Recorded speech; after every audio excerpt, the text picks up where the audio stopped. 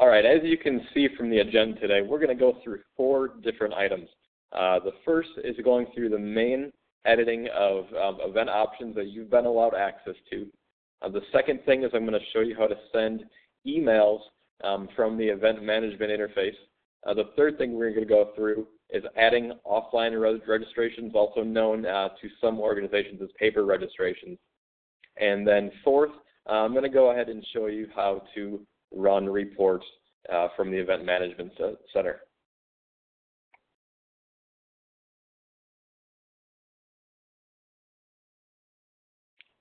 So when you log in to your Event Management Center, and I believe everybody has been able to log in, once you visit that link, you're going to ask to submit your username and password. And then you're brought to the Event Management home screen. From this screen, you're going to see a number of tabs across the top. One is for Event Center. The other is for Event Website. The third is Event Emails. The fourth is Customer Service. And the fifth is Reports. As I said, we're going to go ahead and we're going to start with the Event Center and look at the event settings that you have access to. The first is Edit Event Options. In order to access all these links, you simply just go ahead and click. Now, as an event manager, you've been given access to change the public name or edit the public name if need be. You've also been given access to provide a description of the TeamRaiser event. This description displays in the description tag area to people who are viewing the page from inside Convio. You can also edit the event date if you wish. However, I do not believe that you will be editing the event date for these events. Now, the first thing I mentioned was the public name, and let me just show you, because this does display for the public as they visit the website. And the way that your site is structured right now, this will actually populate right up top on the event page.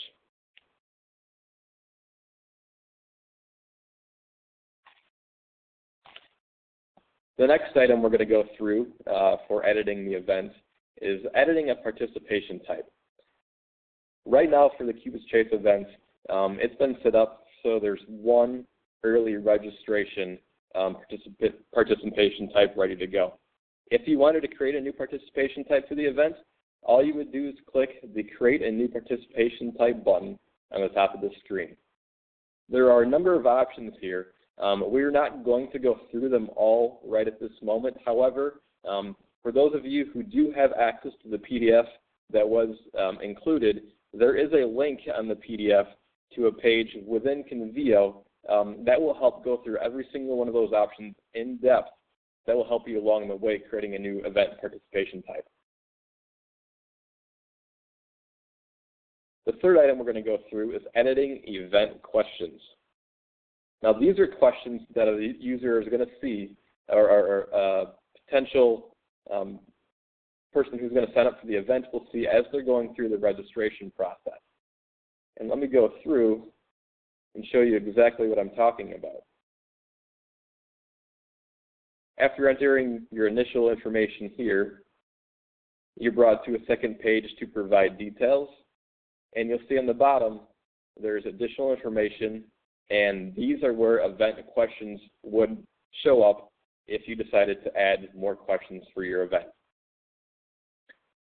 In order to add questions, the first thing you're going to do is click the Add a Question button. There we go.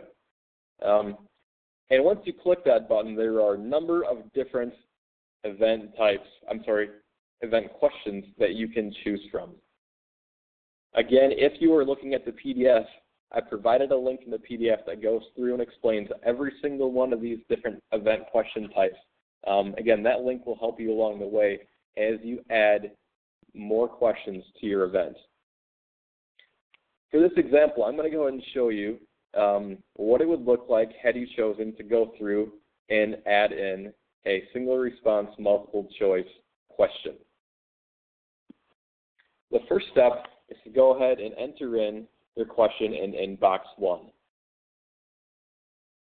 How did you hear about this event? And now because this is multiple choice, you can go ahead and enter in all the different ways somebody may have heard about your event. For this example, I'm going to go with newspaper, social media, and brochure. Now every time you enter in a possible option, simply stroking the return key will provide a new option for the user once that question is loaded. As you're going through and adding questions, one thing you are able to do is make the question required or unrequired. This is indicated on the live page, as you can see over here, with the asterisks. We're going to go ahead and, for example's sake, make this question required. Once you've gone through those 3 steps, you can go ahead and click Finish. Now you're going to see that question you've just prepared, along with a question that was already available in a list. What's unique about this interface is it doesn't matter what order you go ahead and create questions in. You can always reorder them by switching out 1 or 2, or if you have more options, you can reorder in any way that you like. Another unique feature is that on the right, you're given the option by using a checkbox to include or not include the question in the event registration process. So we're going to go ahead, and I've just reordered these questions. We're going to go ahead and click Finish. And now we've submitted that new question that all users or all potential registrants will come across when they go ahead and access and register for your event. Let me go over here, and I will refresh my page.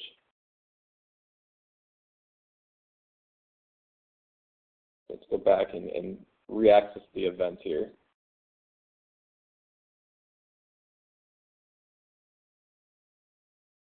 And we'll go ahead and click the Register button. And now you can see our new question, how did you hear about this event, has been added to the event registration process. So that's the 3rd item we wanted to go through from editing event options. The 4th item that you have access to is editing team captain questions. Now this process is the exact same as it was prior, or for the prior option, which was editing questions or adding questions for everyone at the event. What this field does is it allows you to add additional questions specifically for those who are going to start a team and become a team captain for an event.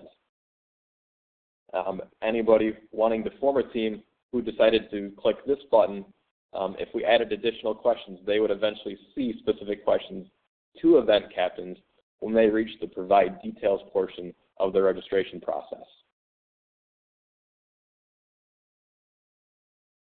Now that we've gone through the first item of our agenda, editing event options, the second portion I'm going to show you is sending coaching emails, or simply sending emails. This is the place where you're going to go in and you'll be able to send emails to everybody who's registered for your event, everybody who has donated to your event, also individuals who have previously participated in your event. So in order to send a coaching email, the first thing we're going to do is go ahead and create one. So we'll go ahead and click the Edit Coaching Emails button, and we'll create a new message. The first thing you're going to be asked to do is give the message a name. And we're going to go ahead and call this Cupid's Chase 5K.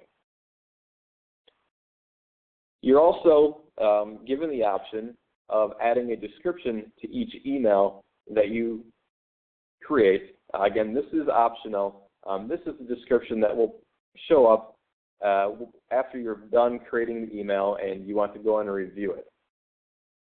This is also a nice feature if there's another person coming in to take a look at the emails that have been created.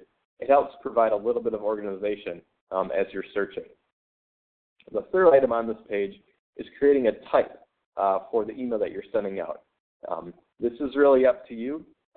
For this email, I'm going to go ahead and create a type.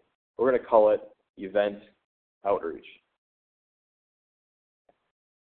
And what this does is this groups together any other emails that you choose to send to out for an event. You can choose this type, Event Outreach, and it will group these emails, and it's a nice feature as far as reporting later on down the line if you wanted to compare different email types. We're going to go ahead and click Next. Step 2 is the envelope section. This is where you can put in the sender's name and the sender's email,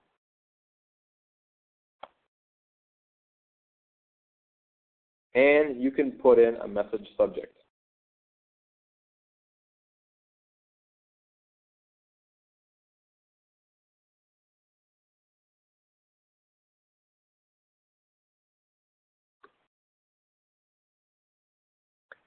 Note that any field as you're going through these options that's required will be highlighted by an asterisk. Once we've got these 3 options in here, we'll go ahead and click Next. And the third piece is message stationery. Now, each event has been set up with one basic stationery, which will by default be selected as we move through creating a coaching email. The next portion is HTML content. And really, this works as a WYSIWYG editor in this format. It's basically just like if you were typing into a Word document. You can type in different text, you can add pictures, and also add links to this area right here. We're not going to go through every one of these options today, but again, with access to the PDF, I've provided a link which will walk you through any of the options that you might want to use as you're sending out your coaching email. Now, I've got some text pre-populated for my example, so I'm going to go ahead and I'm going to paste that in here really quick, just so you can see what text would look like.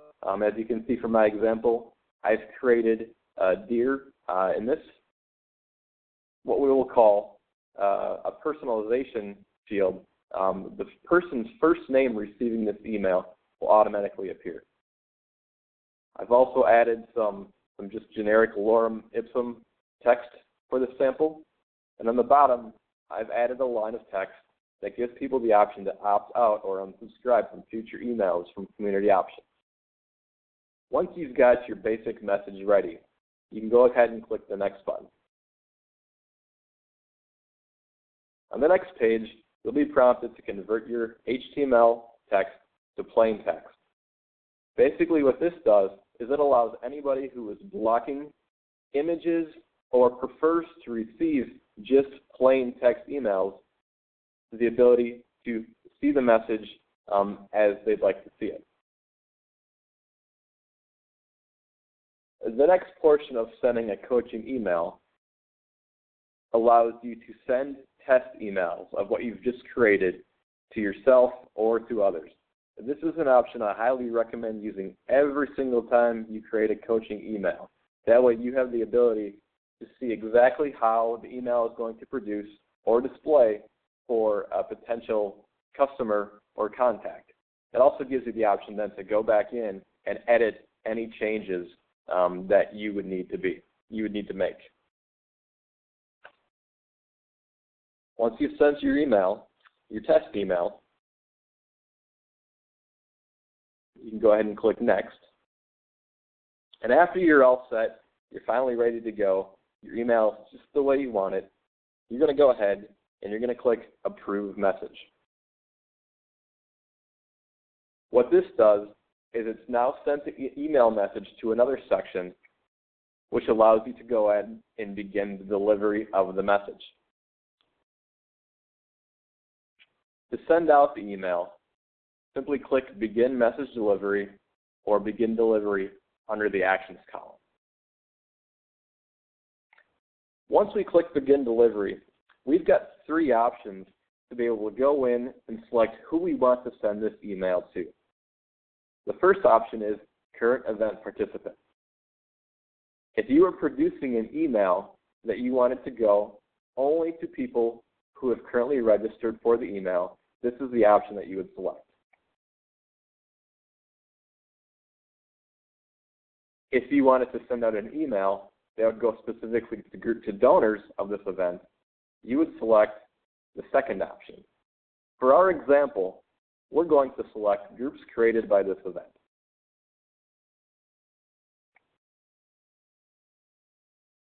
Once you click this button, you're going to see a number of different groups that are available for you to send out this email to. Included in this list are event donors, event managers, and current participants.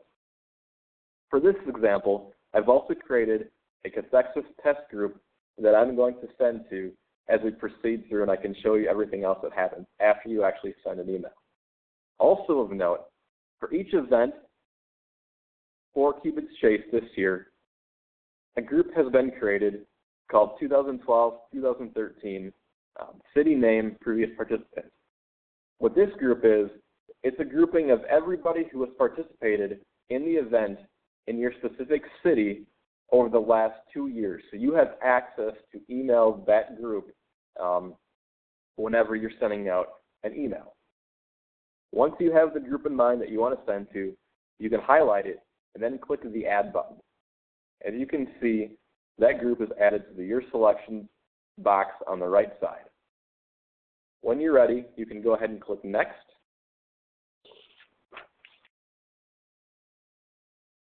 And here you are brought to the Delivery Details page. This goes ahead and shows you the group that you're sending to, a group that will be removed from emails if somebody opts out of receiving emails from your city. If you decided that you're ready to go and you simply want to send your email, you can click the Send Immediately button. However, if you decided to create an email and wanted to send it at a later time, you can go ahead and click the Schedule button. Simply edit or enter in the time and the date that you want to send your email, and once you click Finish, you will be brought back to the Delivery Details page. And on the bottom there will be a button that says Send Immediately, or again, if you selected to send it by schedule, it will say Send upon the scheduled time. We're going to go ahead and send the email that I've just created.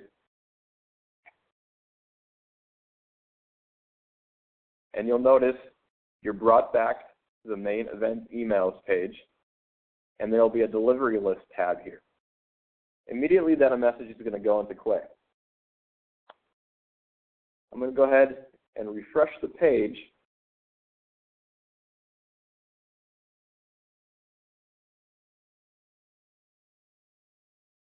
And as we're refreshing here,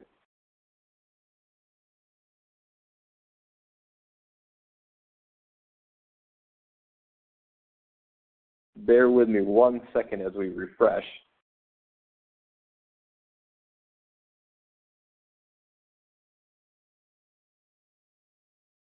All right. Now you can see the status of email has been sent. What's great about Convio is it allows you to go in and review the email that you've just sent. You can go in and click the Review button, and it will provide you with a number of different statistics regarding your email. I'm not going to go through each one of these statistics today, but if you're interested, there's a handy blue link that does explain these statistics in each of these reviews. Like I said, there are a number of different statistics you can look at.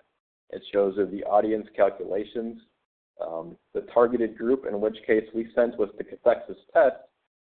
In your case, it might be for an actual event group. It also breaks down the Do Not Emails group. Again, in this case, using Syracuse as an example,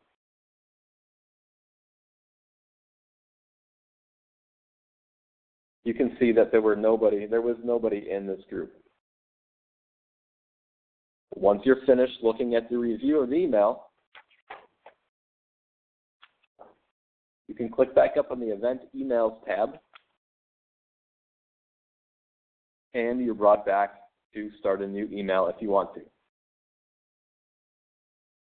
The third thing that we're going to go through in today's webinar is adding offline registrations. For a lot of different events, sometimes you receive walk-up registrations at events, and sometimes you receive paper registrations directly to your office, or you receive them in other ways. These people still need to be added to the event as a registrant. In order to add people as a registrant, we're going to go ahead and click the Customer Service tab. The first thing we're going to do is click Manage Participants. You can see that for the Syracuse event, there are currently 2 registrants. Convio allows you to not only add a new participant, but also gives you the option to go ahead and search for other participants at your event. Right now, we're going to go ahead and register a new participant.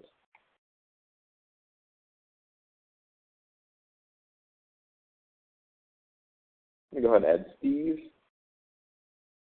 Smith as a registrant. And we're going to create a fake email for Steve for the purposes of this tutorial.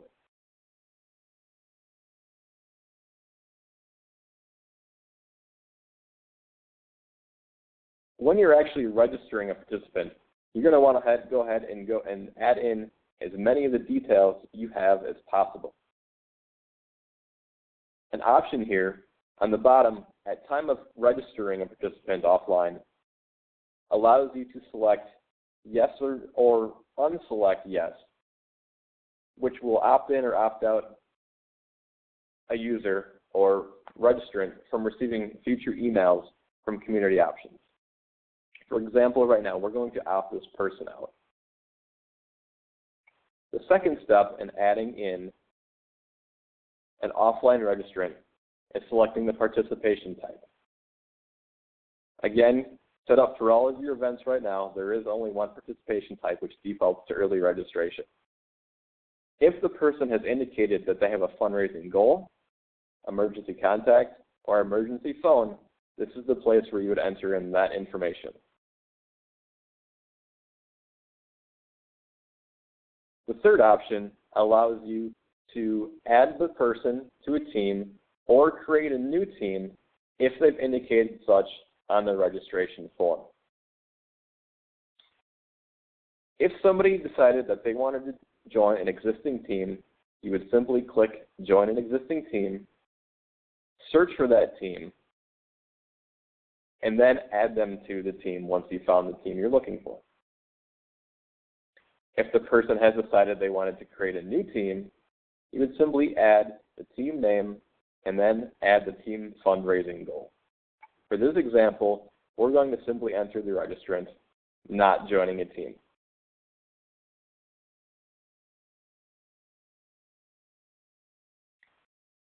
Just a little bit ago, we added a question to the registration process.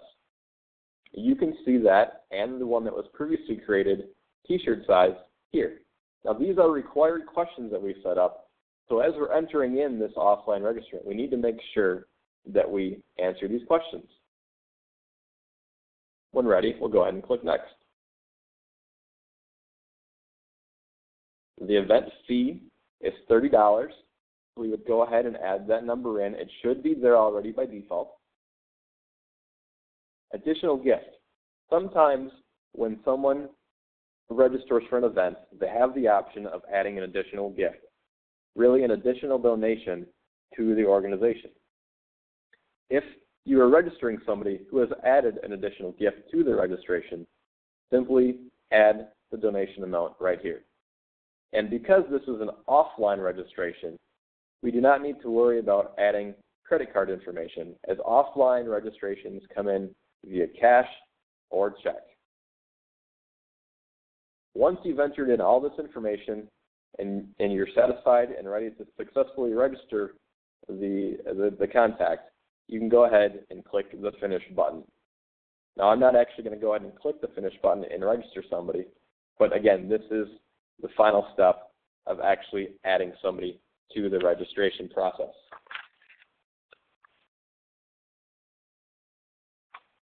The final thing we're going to go through today is running reports. Running reports becomes very handy as you're looking to check in on all donations and all registrations and basic general information about those who are registering for your event. In order to run reports, you're simply going to click the Reports tab in the navigation. For the example today, I'm going to go ahead and show you how to run an event registration report. The steps that I'm going through right now would be very similar, though, for the other reports that have been provided for each event for Cupid's Chase. So the first thing we're going to do is click Run Report.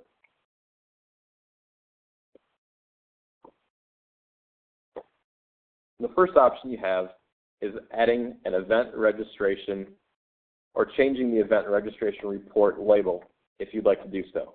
You can also add a description of what this report will include as you're running it.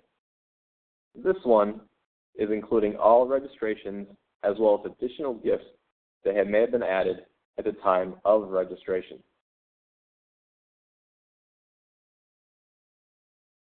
Because these reports have been previously set up, it's really a simple process for going in and running the report for your specific event. This page we're looking at now gives you all the criteria that you're going to see for a registrant when you run that report. When you're ready, you can go ahead and click the Run Report button, and the report will begin to process.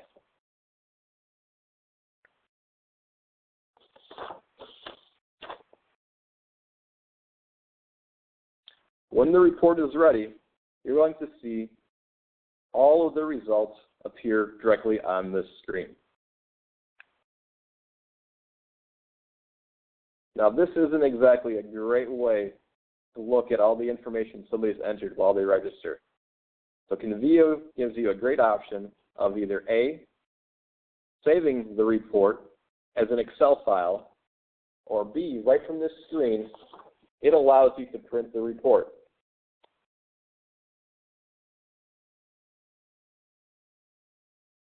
If you decided that you wanted to go away from the report and come back to it later, you could simply come back in and click the main heading for reports and then click Report Results.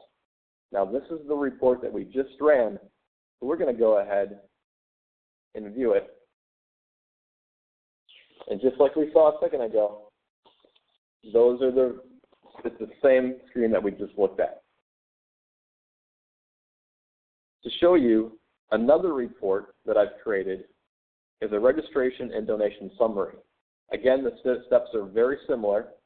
We can simply click a Run Report button. We can give the report a name and a description. We would click Next. This is a review of the criteria that will appear in the report. And now we'll click Run Report.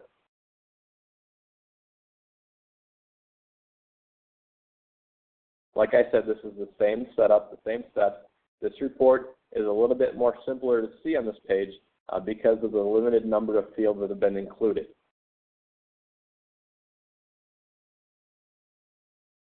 With that, we've gone through all 4 agenda items today. I'm going to go ahead and open up or unmute our presentation here. We've got about 15 or 20 minutes left. If anybody has a question, I'm going to go ahead and welcome you to ask any questions.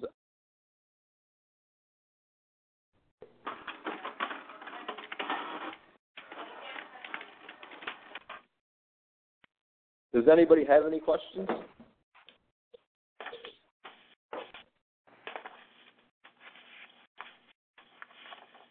As I noted in the PDF, I wanted to make 2 additional notes. As you're looking at your event management page, you're going to notice a help button. This is going to be especially important, and I encourage everyone to go ahead and access this button if you have time. This goes through and shows you every single option that you have available to yourself in Event Manager. The other note that I've made in the PDF is that if you have any additional questions after this webinar, please feel free to email Megan or Monteith. What they're going to do is any questions that are submitted to them, they're going to try to answer them. If, however, they're not, we're going to create a document with questions and answers for everyone, as oftentimes when one person has a question, that answer is going to be helpful for a lot of other people. Now that those 2 additional notes are out of the way, please feel free to ask any questions you have at this time.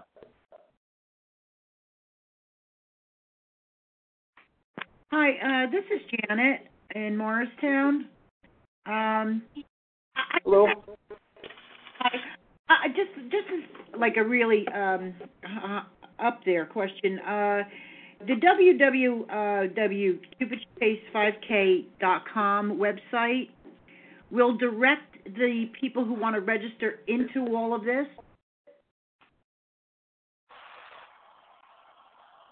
Hello? Into are you what talking we're about from a into what we're looking participant?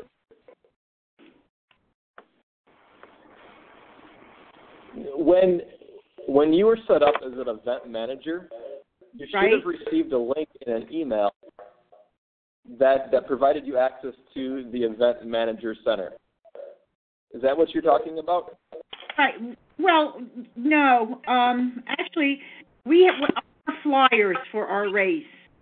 It says to register online, go to www.cupidchase5k.com, right? That's where they're supposed to go to register according to our flyers. Okay? Will that direct them into what we're looking at now for them to put information? That will not. That URL will redirect them to another community, or basically the same community options page.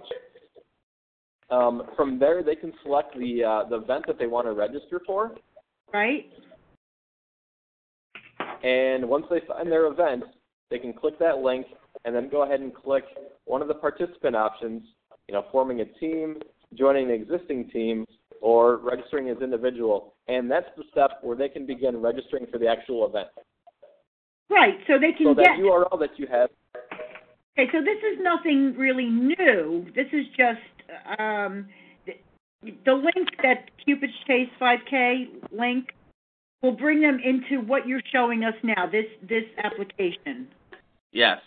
Okay, that's what I needed to know. Thank you. Thank you.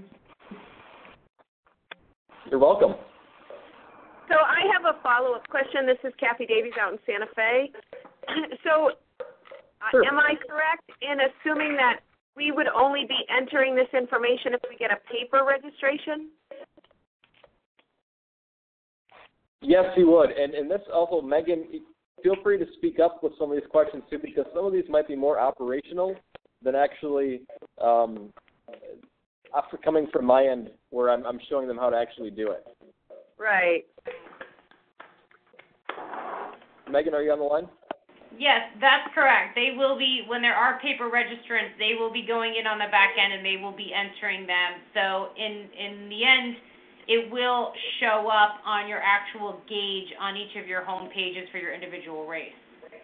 So if somebody registers online, then we don't have to enter it. Per the last question, they'll already have been entered into the Blackbaud system. Correct. So anytime anybody's going to go onto our website, and whether they're going to register through a race or they're going to go through the Donate Now link, which some people may want to give gifts aside from Cupid's Chase, they're all going to come up on the back end. You're going to be able to see it. So you do not have to go and individually and enter anybody that has registered via online. The only time you will is if you get an actual paper registrant sometimes you'll get people who don't feel comfortable going online and like submitting a credit card, then yes, those are the people you'll have to enter. But everyone else that goes online and does it through your link, it will automatically come up when you, for example, go to pull a report. Those runners will be in that report. Okay. And did we already get emails with login credentials? Yes. We did? Is that Kathy again? Yeah, when did those go out? They went, I don't know, Matt, you guys, I believe, sent that out for them to get into their passwords, right? Yeah, those emails went out, I would say, for most people, well over a week ago. Yep. You do not have that link? Kathy, this is Karen. They went out on the 12th. Okay. Oh, I see it. If you did not receive that email, please let Megan know, and we can work on getting you access to your event management center. And that's the one that came out from Luminate. Yes. Luminate Customer Center? Okay.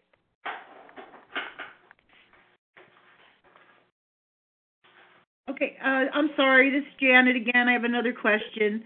The paper registrations will need to be put into this system, correct? So when do they need to be put in? Because I can't foresee being set up with computers to enter this information at the day of the race. No, you don't. The day of the race, Janet, you'll be able to give them to the timing company, and they'll input them for the ones at the day of the race. Oh, they input into this system? Okay. No, it won't go into this system, but it'll be their own timing system, so you won't have to deal with it. Can I ask just a quick question with the timing company, because I'm just curious. We have to give the timing company like the Excel spreadsheet, whatever the day before the race, we email it to them. So will we not have to do the Excel spreadsheet? Will we be able to pull the report then from this new website? Or no? Yes, Meredith, you're going to be able to pull the report from the website, and then it's going to have all the information, and then you can just give it to the timing company. You don't okay, have to perfect. That's great then. That saves us a lot of time. Yeah. Hey, this is Patrick from Philly. I actually had a question also.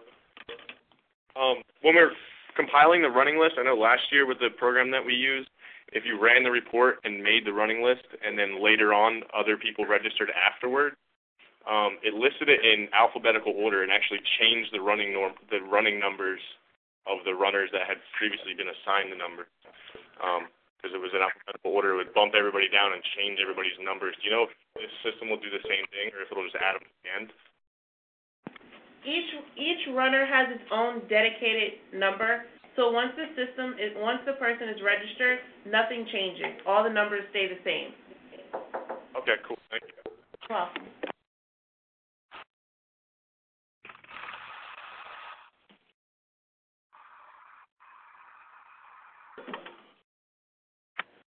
Megan and Monteith, this is Karen. I just want to say this out loud and make sure that all the executive directors understand that they will need to complete an email blast to all the runners that previously entered the race, like last year and the year before. Is that correct?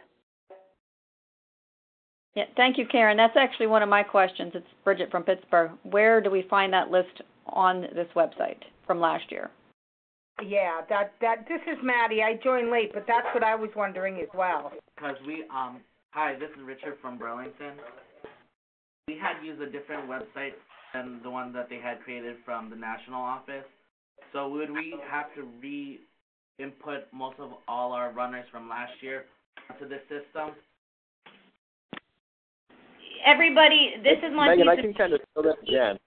All of your previous runners were uploaded from active. They are now currently at this very minute in Team Runner.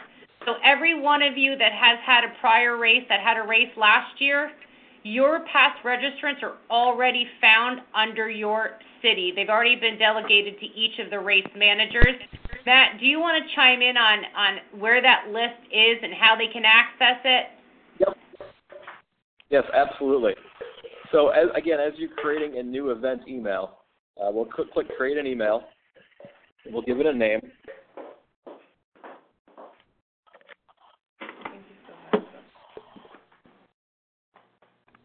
Actually, we can make this a little bit easier because I've already got one created for you.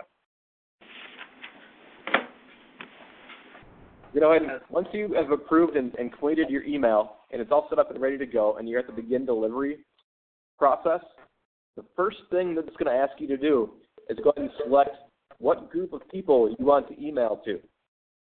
And the group that you're referring to, the groups that have been created for every city with previous part under the groups created by this event option. Now I'm using the Syracuse event as an example, but you'll see the first one listed here is 2012-2013 Syracuse previous participants. Each city or each event management center will have their specific list already uploaded that you can email to. Does that help answer that question? Yes, thank you. I'm still Great. stuck. Can you go through that again slowly? Where do we go to find the list? Absolutely. Once you've created your email, and once you've approved your email, you'll see a list of all of them here. Okay. Go ahead and click Begin Delivery, and the very next page, you'll choose Groups Created by this event. And then from there, you'll be able to see the specific list that's been uploaded for your specific event. Again, in this example that I'm showing right now, it's for Syracuse. But whatever event you're managing, you'll see your list right there.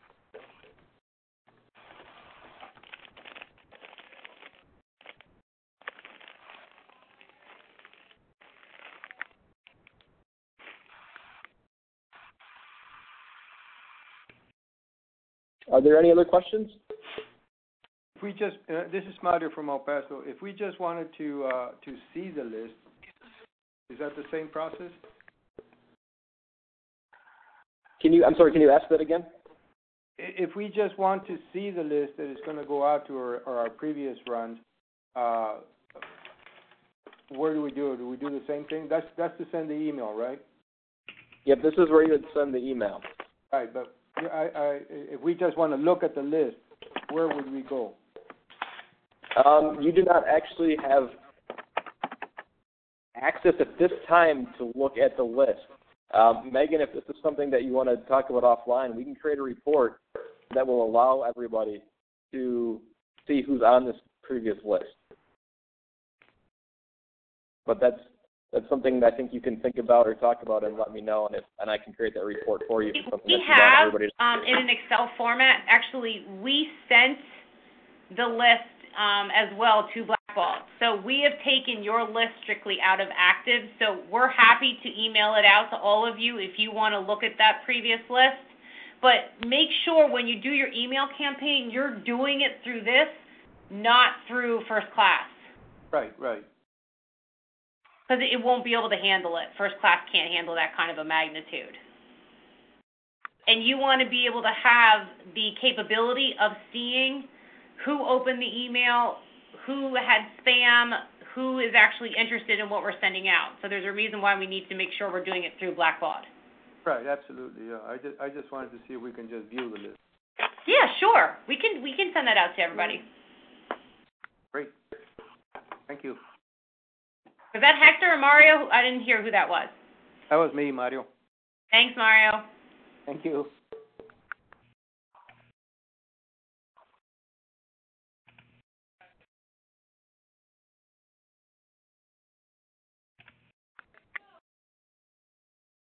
Are there any other questions?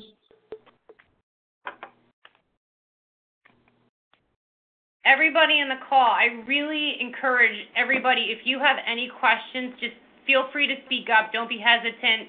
Matt's going to answer anything you have, but now is the time to really ask any questions you have. where is it that we're going to look at, or we can find the, like if it's spam, if they opened it up, where's that screen? If you're still looking at the presentation, I can go ahead and show you that.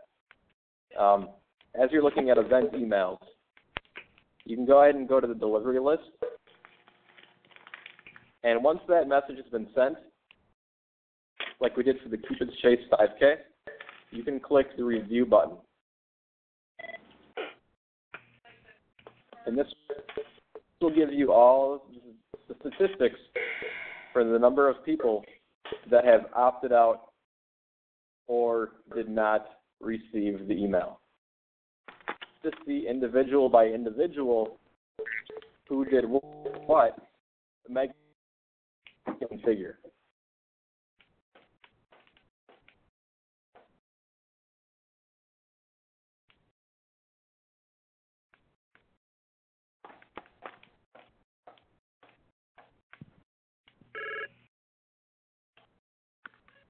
And if it's listed as spam, is there a way we can send it so it doesn't go into their spam box in any way? No, unfortunately, that's kind of out of our control.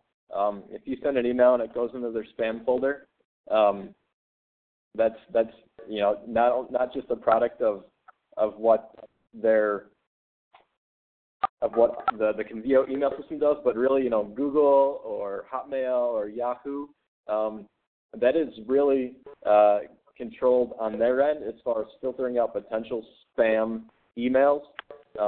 We actually don't know person by person the specific reason if they haven't opened it because it's been marked as spam. But we can tell that they haven't been opened it, or it's had a hard bounce or a soft bounce, or just has not reached their inbox. But again, if you wanted to look at individual by individual,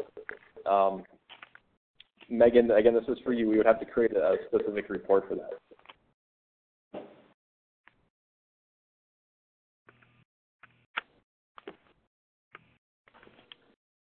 Megan, this is Karen. Are you planning on downloading any email templates for runner recruitment, or even for the last year's email or runner participants, just to give examples of what EDs can send out? We have an email format we actually, I believe, drafted already for the past registrants. So for the initial contact with all the past runners, I believe we already have that done.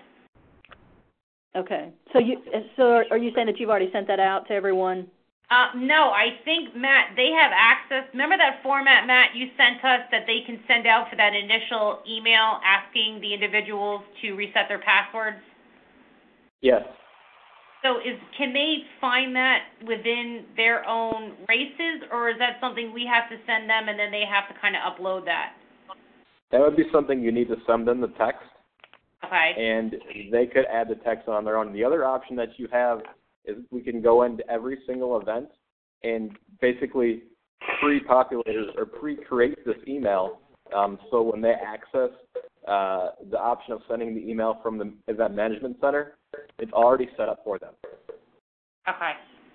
That would be great if we could do that. That way it could be like a drop-down box of a selection of emails, possibly.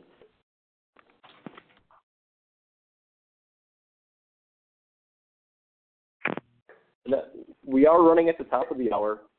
So again, I just want to thank everybody who's still on the line for coming out and participating in today's webinar. Again, if you have any additional questions, please feel free to send them to Megan or to Monteith. Also, this webinar was recorded, and so when we're finished here, I'm going to go ahead and send a link to Megan that she can share with everybody in case there's anything that you want to review. Just a quick question before you go. Most of the instructions on everything that you went over is in help on the website, right? Yes. Everything that I've gone through, also everything that I have in that PDF document that Megan sent out earlier today, everything that I've included is in that help feature right up here. Plus, there's a lot more information up there in help too. Okay, I just wanted to confirm.